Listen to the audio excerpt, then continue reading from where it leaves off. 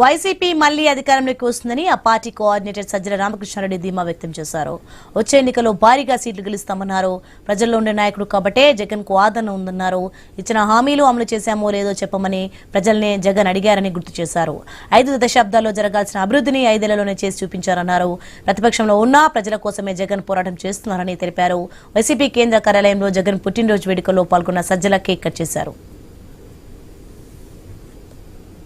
రాష్ట్రంలో మళ్లీ అత్యధిక మెజారిటీతో 151కి మించి అప్పటికే డీలిమిటేషన్ అయితే 225 సీట్లు వస్తే 200 స్థానాలకు పైగా గెలిచి మళ్లీ అధికారంలో ఇక్కడ చేపట్టి ఏదైతే 5 ఏళ్లలో 15-20 ఏళ్ల ముందుకు రాష్ట్రాన్ని తీసుకెళ్లగలిగిన జగన్మోహన్ రెడ్డి గారి పాలన నుంచి ఈ రోజు మళ్లీ దాన్ని 15 ఏళ్లు వెనక్కు తీసుకుపోతున్న చంద్రబాబు నాయుడు కళ్ల ముందు చేస్తూ లాక్కుపోతుంటే చీకట్లోకి దాన్ని మళ్లీ ఒక 30 ఏళ్లు ముందుకు తీసుకుపోగలిగిన జగన్మోహన్ రెడ్డి గారి పాలన ప్రజలు తెచ్చుకుంటారు.